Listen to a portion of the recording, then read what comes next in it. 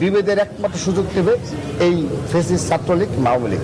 এখানে একটা কথা বলি, আমরা বাংলাদেশ জাতীয় ছাত্রদল কখনো কোনো পর্যায়ে গুপ্ত অবস্থায় রাজনীতি করিনি, আগামীতেও করব না।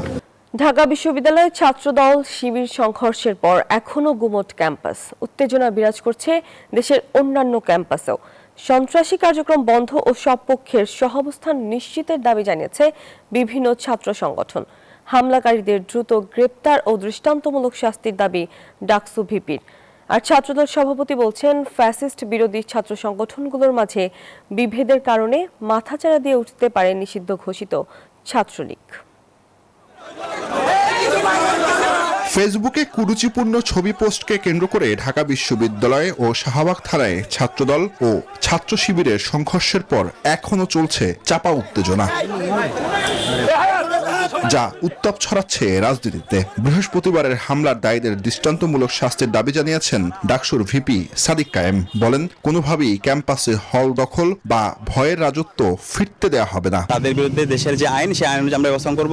আমাদের বিশ্ববিদ্যালয়ে আমরা অভিযোগপত্র দিব, আমরা আশা করব তাদের বিরুদ্ধে ব্যবস্থা গ্রহণ করবে। আমরা প্রত্যেকটা হলে হলে শিক্ষার্থীদের কাছে যাব, শিক্ষার্থীদের কাছে আমরা তাদেরকে আশ্বস্ত করব এবং শিক্ষার্থীদেরকে সাথে নিয়ে আমরা এই সন্ত্রাসকে প্রতিহত করব। প্রধানমন্ত্রী ও তার পরিবারকে নিয়ে ছড়ানো স্ক্রিনশটটি ভুয়া দাবি করে সামাজিক ও মানসিকভাবে হেনস্থা করা হচ্ছে বলে দাবি করেছেন সলিমুল্লাহ মুসলিম হলের শিক্ষার্থী আব্দুল্লাহ আল মাহমুদ। এই ঘটনার পেছনে নিষিদ্ধ ছাত্রলীগ রয়েছে বলেও দাবি তার। প্রিয়মারি স্ক্যানার সহ আরো অনেক ফ্যাক্ট চেকার প্রতিষ্ঠান ইতিমধ্যে এটা নিশ্চিত করেছে যে জিনিসটা সম্পূর্ণ ফেক ছিল। এটা আমি আব্দুল্লাহ আল মাহমুদের আইডি থেকে কখনো পোস্ট করা হয়নি। তারপরেও বিশ্ববিদ্যালয়ের প্রশাসন এবং শাহবাগ থানা সহ প্রশাসনের যে কাজ, সেটা খুবই নিন্দনীয়। গুপ্ত রাজনীতি বন্ধ এবং চরিত্র হননকারী বট বাহিনীকে আইনের আওতায় আনার দাবি জানিয়েছে ছাত্রদল। এই বিভেদের একমাত্র সুযোগ দেবে এই ফ্যাসিস্ট ছাত্রলীগ আওয়ামী লীগ। এখানে একটা কথা বলি, আমরা বাংলাদেশ জাতীয় ছাত্রদল কখনো কোনো পর্যায়ে গুপ্ত অবস্থায় রাজনীতি করিনি, আগামীতেও করব না।